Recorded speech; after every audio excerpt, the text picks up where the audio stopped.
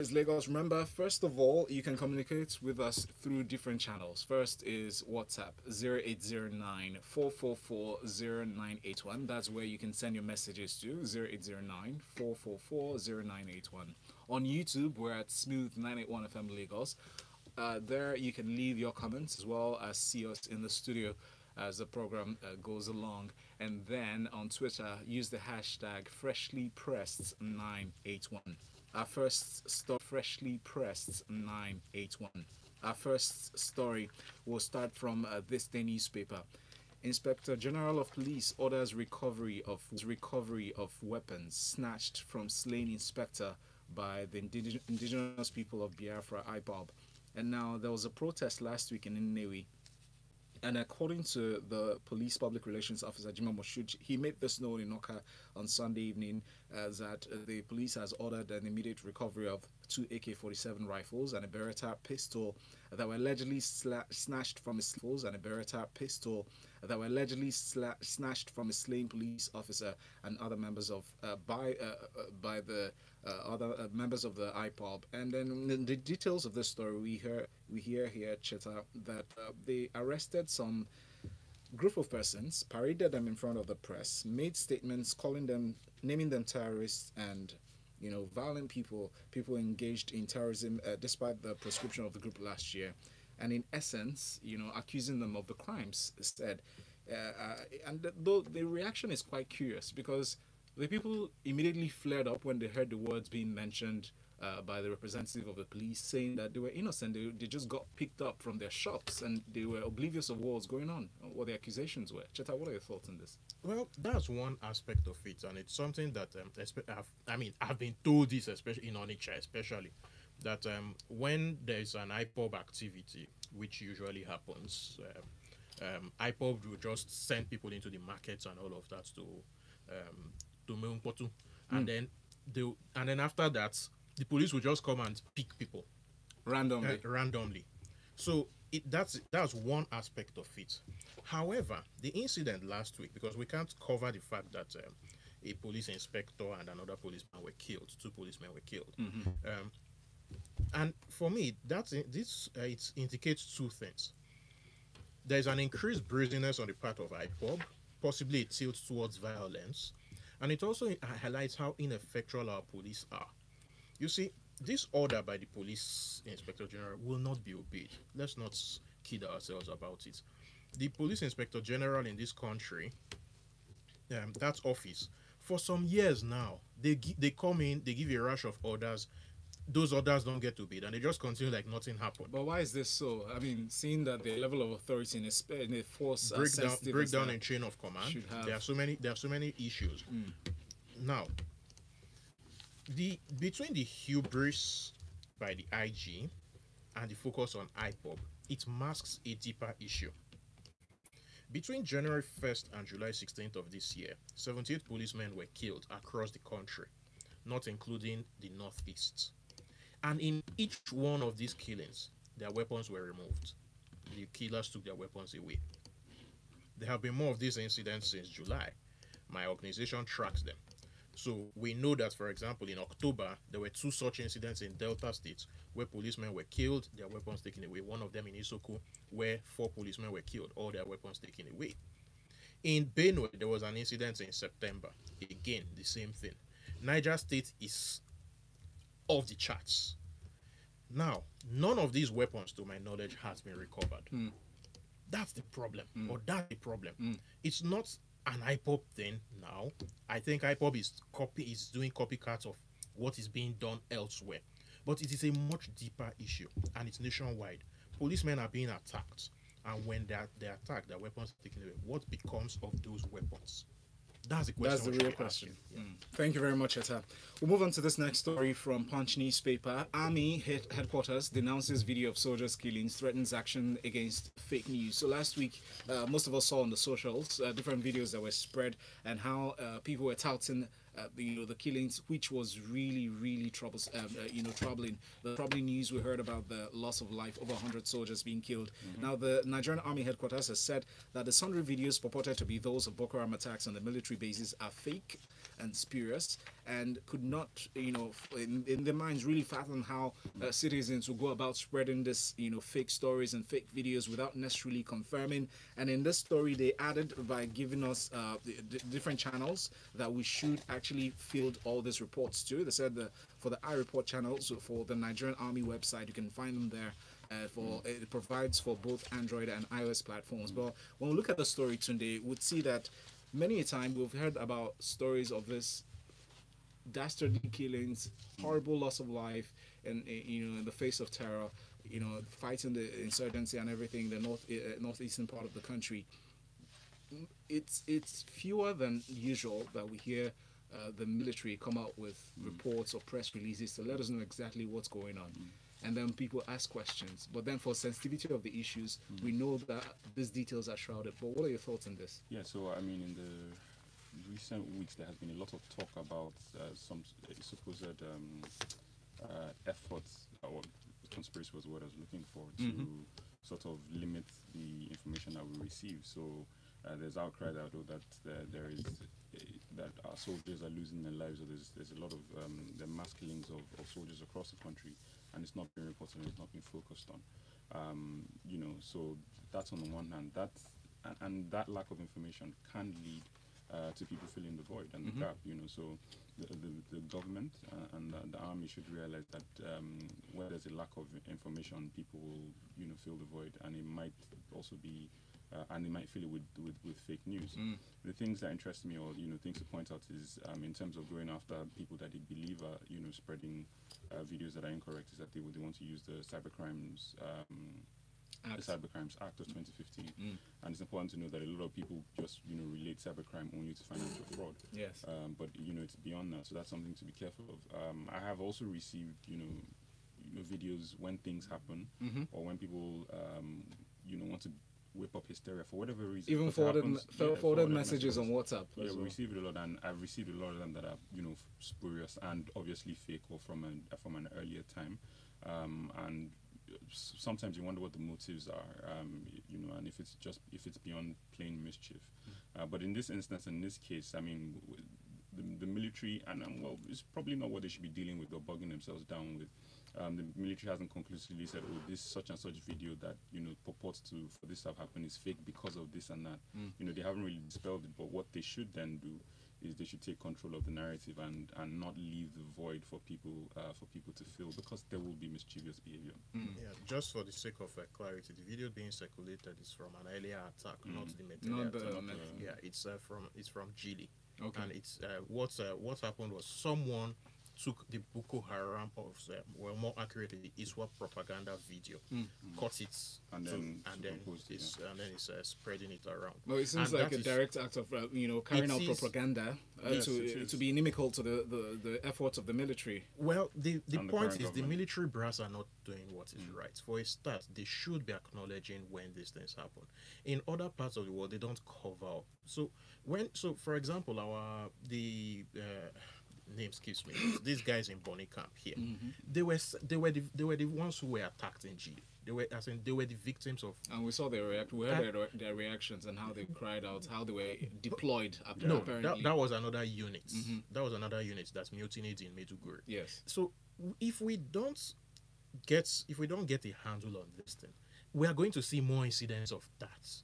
Soldiers beginning to, because among the other ranks now, there's this groundswell belief that they don't believe that their officers care. It's a problem. All right. So pretending that all this is fake news, it will make the problem deeper. Well, so the military here, by this notice, is advising the general public to please note that they can go to the Nigerian Army website and use both the Android and iOS platforms through which they can forward meaningful advice, criticisms, and observations that enable the Nigerian military to do better service. What proportion of police have access to all that? Yes. All right, let's move on now to talk about insurance and the regulatory body. From this day newspaper, NAICOM cancels controversial insurance industry recapitalization. This story greeted us this morning, Gbolahan, and we see that for weeks, insurance companies has been a bit jittery, really, confirmed, ahead of the deadlines that were set and then, reduced. And then right now, the news greeting us is that the controversial recapitalization exercise in the insurance industry tagged tier-based solvency capital increase. We saw that they were proposing to grade it from tier 1, tier 2, and tier 3 insurance companies, and that was an exciting story at the time, because it made us feel like companies who had very little capital would merge with bigger companies and just give better service to people. But now they've cancelled it. Why is this? Well, when you look at it, I think to put an explanation to it first, we have to go back and compare this to the banking recapitalization that happened many, many years ago, where a lot of the banks had to be recapitalized under Soludo then as administration, then also when he was the CBN governor. And of course, we saw the benefit of the recapitalization exercise in the banking sector. It helped solidify the banks. The banks were able to carry on bigger projects. They were able to fund more growth in the economy as well. So, Nigeria's banking system now is revered as one of the strongest in Africa, at least, or so, because when we look at how much capital they do have quite a lot. So coming back to the insurance sector now, it's been expected over several years as well, too, that we're going to have a lot of recapitalization done in the insurance sector. And when we look at the insurance sectors, we have a lot of companies that are actually playing along the fringes or so. Many of them are not really doing what insurance should be doing. I mean, a lot of insurance companies cannot really insure quite a lot of projects that are ongoing in Nigeria. So when this exercise came up August 27th, we thought it was an excellent idea. They were looking at recapitalizing the insurance sectors to tier 1, tier 2. The tier 1s were moving from about $2 billion naira to about 6 billion naira as well too. But unfortunately, as usual, the government or NAICOM has actually reverted on this. And the reason why they've done that was simply because initially the recapitalization was meant to be done January 1st, 2019. Yes. Then later on, it was controversial. They actually went back and said they wanted to move it forward to October 1st, 2018. So a lot of all these insurance companies kicked against it, especially those in the tier 3 sector. They kicked against it and said, why are they doing all of this? And I support the insurance companies anyway. Why? Because of course normally when you're thinking of regulating and you're thinking of changing certain things, you need to give ample time. You need to carry the parties along as well before going ahead with it. You don't think they gave them enough time? I mean, going through the method of class action and then putting pressure on the regulatory bodies, is that a way to go? If you've given enough time then what you would expect to do is that you would stick to that time. I would like to think that they have been given adequate time. Exactly. They moved the deadline a couple of times. They've just succumbed to pressure, and obviously some powerful pressure. If they want the sector to grow, they need to do the right thing and force the new capital recapitalization. All right, thank you very much, gentlemen. Let's move on to this next story now. Talking about Gumi giving a warning to the federal government against continuous detention of El-Zakzaky is back in the news from ThisDay newspaper. The famous Islamic cleric Sheikh Ahmad Gumi has warned that the continuous detention of the leader of the Islamic movement in Nigeria, also known as Shiite Sheikh Ibrahim El-Zakzaky, portends serious security threats to the country. Cheta, in this story as well, Gumi clearly, criticized Shiites. He said they're getting more militant. He has seen the videos, according to him, throwing stones at police officers. He condemns the actions, but still asking the federal government to do the right thing. What are your thoughts? I mean, Sheikh Gumi is being very wise here, and I think it's important because a lot of people down south especially tend to confuse him with his father. This Ahmad Gumi, Abubakar Gumi's son. Abubakar Gumi died in 92. Now, Sheikh Gumi is saying something that is that should be bleeding obvious to anybody. That the more you push these people, the more likely they will become radical. So, for example, IMN spokesman Ibrahim Musa said something. We have managed to keep our people from being violent. We don't want to use violence. But if the military keeps being violent against us, I don't know what will happen. Already some of our members are saying enough is enough. That's a very important statement. The problem is that in this country, we are so used to hubris that we don't pause to listen to such things. It was in this studio that I sat in 3 years ago and said that going guns blazing after Tompolo was a mistake. But they went after him guns blazing anyway. Where are we now? 10 years ago, they went guns blazing after Mohammed Yusuf and they killed him. Where are we now? Look at what happened last week. It is not everything, even if you do have the might of states, it is not everything that you use force. There are some things, and you need wisdom to know which one to use force and which one to use negotiations. IMF's geostrategic location, their position in the country, where they are located. If these guys go violent, we will not be able to contain it. And the worst part of it is we are using ourselves as a pawn in a proxy war between Saudi Arabia and Iran. What kind of nonsense is that? Thank you. Language for the morning. Cheta, thank you very much. Remember, Lagos, you can send in your messages to WhatsApp 0809 444 981. We have this one that just came in here from James in Marine Beach. James says, my younger brother is a soldier, been in Bornu for 9 years now, just came back finally to Lagos 2 months back. If you hear the secrets behind Boko Haram, you will weep for this nation. But which soldier dares talk? God help us, and we'll get past this. Amen. And we'll move on to this next one from Daily Times newspaper. It says, what we have in Plateau is organized crime, not cattle rustling. That's from the STF boss, the Special Task Force Commander in Plateau State, Major General Augustine Agundu. He details some very interesting details about, or really interesting bits and angles to the killings and the activities going on in that part of the country. He said, in essence, that the community elders are allowing these things to happen, saying some criminals are hiding under the covers of cattle rustling and, cattle herders crisis and all that to carry out an organized crime. He calls it a very well organized crime that's really going unchecked, and said that a tribe now decides to go steal cattle from another tribe without necessarily going through the due process of getting amendments. The due process of stealing. I mean, no, not necessarily due process of stealing. That some people actually collect cattle and then they go through all that, without the elders checking them. Absolutely. What are your thoughts, though? So I get what he's going for, but cattle rustling is a type of organized crime. There isn't a distinction between once crime is organized and syndicated and coordinated in the way he's described. It's organized crime. I understand and I get what he's trying to do. He's trying to separate, because people have conflated the issues of tribe and ethnicity with what is at the base of it a crime, right? And that's the truth. And he's mentioned that the elders in the community know about, people within the community know about it. And look, the truth is, if you look at where are we where we are in a lot of issues that we have across the nation, it's down to lack and poverty. A lack of social safety nets, lack of infrastructure, lack of education, lack of anything that makes people that provides people any decency and self-worth and a future or hope, right?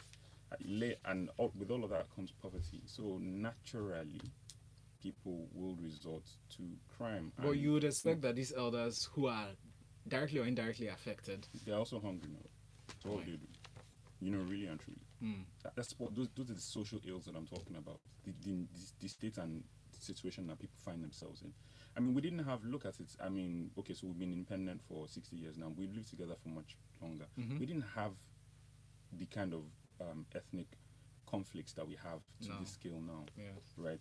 We were leading in this direction, but a combination of, a population boom and the economy sliding, going down, as our population goes up, economy is going in the opposite direction, has led us here. It's bound to happen. I will always tie it back to things like that. But seeing that this is coming now from the commander in the Plateau State, Major General Augustine Agundu, it seems like his hands are tied to an extent. But what level of influence would he have to mitigate these risks? Just so, what he's doing, like we're doing across, when they say our military is stretched and then it's getting slaughtered in certain parts, is that we're deploying it's like when you have this analogy might look over the top, but it's like when you have a bag with multiple holes, and then you're trying to use many different To things plug to them. plug it, and you're barely managing. We're stretching our military to keep peace in many different parts of the country, when really and truly, probably that's not what they should be doing. Yes, and the next one is a very good link to this story. Really, from Punch newspaper, I have the story: Metele base attack, probe military budget. Now groups opposition parties tell Buhari. The Socio-Economic Rights and Accountability Project (SERAP) has called on President Muhammadu Buhari to order an immediate probe into the spending of military budget from 1999 to date, saying that the attacks are allowed to happen because the army is ill-equipped to fight the terror in those parts. Cheta? The table that these people are shaking has the Minister of Interior sitting on it. Now, I think that while there's a need for a probe of all the military budgets, I think that they're essentially asking the wrong question. What is the right question? Let me land now. Okay. So we have this I don't know if the word is inflated opinion of our military. It is. We believe that they are very strong, and the reality is that the military is probably one of the glues that is holding this country together. However, years of underfunding, and it goes way back beyond 1999. So, for example, the Air Force was severely underfunded starting from 1986 because of the involvement of people like Martin Adamu in the Mama Fatsa coup. So the military has been underfunded for going on 3 decades at the very least, and a culture of military contractors has arisen where these people are in there to make money. So it has affected training, it has affected competence, it has affected morale, it has affected so many things. I mean, the barracks that many of them stay in is not fit for purpose. It's not fit kennel for dogs. But this is where our soldiers stay. Do you want them to be happy? Why do you expect them to be happy? Now, I think Ibern Barlow, who is the head of Executive Outcomes, a South African mercenary group, actually issued statements yesterday. And his statements validated something that my organization wrote in September. The time that we recovered territory from Boko Haram in 2014, it was actually South African mercenaries that were at the vanguard of that. And when Buhari came in, he cancelled it. I remember the Al Jazeera interview where he actually talked down on them. Now, the chickens have come home to roost. What we need to do is accept where we are and accept that the military needs complete overhaul. Thank you very much, Cheta. I'll move on to Premium Times newspaper for this next story. Tunde, I'll come to you with this. The National Agency for the Prohibition of Trafficking in Persons, NAPTIP, has arrested outside, finally, the aunty of the late Ochanya Obanje. We heard about how the 13-year-old teenager faced a horrible experience in the house and all that, and where the uncle and the uncle's son, abused her for over 5 years and leading to her death. Terribly. For over 5-year period, sodomy and it's horrific. Reading it, I almost came to tears. We don't pay enough attention to internal trafficking, and it happens all the time. If you employ anyone if you employ anyone and you're not paying the person directly, you are involved. I'm sorry. That's truth. We tell ourselves the truth. We stop employing underage people or having people work for us without paying. And it has carried on like a tradition. Yeah, it's indentured servitude. It's wrong. With the way we even use the term auntie in this part of the world, I wonder whether the girl is really related to them. Again, to me, it's related to that. It's related to lack and poverty, where sometimes family even actually give their children up to people that they believe will be able to care for them, and not only end up, having them abused in this manner. The instances, this one they said is an auntie. There's a personal instance I know of a lady. Again, the people from poor and deprived backgrounds who found out that her daughter was being. This one was even a 5-year-old child was being molested by an older person, right? And what did she ask for? She didn't raise an alarm. She didn't ask for. She didn't bring the police. Not a bleep. She asked. She extorted money from her daughter's abuser, under the pretense and guise that she had to go and use the money to do, rites and rituals to cleanse the thing. I'm like, this is someone that you should take to the police. You should raise it. But instead, she used it as a method of extortion. And we only found out about it when the guy got tired of the extortion. Right. So it's terrible, sad but and it's unfortunate. glad to see that the arrest has been made, and we hope for more punitive action against them. Moving on to New Telegraph now. 30 billion naira Chad basin oil search faces fresh hurdles. In this story, Gbolahan, the aggressive push to make the North join the League of Oil Producers through commercial oil discovery in Chad basin has hit a fresh brick wall. According to this story, it said geologists and consultants to the Nigerian National Petroleum Corporation (NNPC), who had earlier deserted the site, refused plea for them to return. One of them closed the deal. He said there's nothing to find there. It's a wild goose chase. Well, we've been suspecting this for a while, don't you think? Well, you just wonder why the government is so adamant on doing And they this. spent a lot of money on After this. spending 30 billion or so. Why is it the NNPC that is actually looking at exploring oil in that northern region? At this present time where we're running short of funds and we're borrowing heavily as well to fund other sectors of our economy or so. Rather than spending so much doing this, when money should be invested in education, should be invested in healthcare, should be invested in infrastructure. Or should probably be invested in reviving some of the other refineries, decentralizing the refineries and the ports around the country, right? Unfortunately, our government knows best, and they're adamant about this when they're hell-bent on discovering oil in the northern region for some reasons that we don't know about anyway. Right. So, only time will tell. Thank you very much. We follow the story very closely. Let's take a few of your messages. Papi K sent in this one. It says, only NAICOM management cannot see the importance of the recapitalization. We have many of these companies that cannot even redeem common car claims. Why? This is backward. And Prince says, NAICOM cancelled the recapitalization because some shareholders took them to court. The court said they should maintain status quo. And he continues to say, no ample time was given. The circular for tier base was issued in October of 2018. And we have this other one from Ayo Bankole. He says, while recapitalization itself may help grow the insurance industry, the approach and the structure of the NAICOM policy made it ridiculous, giving industry players an initial 6 months and later 2 months to recapitalize. Nowhere is this done, especially after several foreign players just to position based on different terms. It was just too sudden. Even the banking recapitalization took 24 months. Thank you, Ayo. And a message from Big T says, IPOB, IMN, Boko Haram, Niger Delta militants, you name it. These bodies are spread across the north, east, and south. How come the southwest seems to be relatively quiet? What are they doing right? Questions to ask, really. Should we stand in? No, we shouldn't, really. We cannot leave here if we start. I think ignorance is bliss. Lagos, you people just live in it. All right, so Yende, it says, fantastic analysis of the military Cheta, which is exactly what Obi is proposing. I hope we give her a chance. Again, 2019 is approaching. Please ask the right questions. Well, thank you very much, everyone, for your messages on WhatsApp, Twitter, and YouTube. And special thanks to analysts who came in this morning. Cheta at Chickstar on Twitter, Tunde Okufi at Big Cuffs, and Gbolahan at Mr. G Quest. Thank you very much, gentlemen. Coming up next in 15 minutes, Lagos, we talk about sports. Tega will be joining us then for the locker room. Keep it here, Smooth 98.1. Get quick access to loans. That's true. I didn't even get to this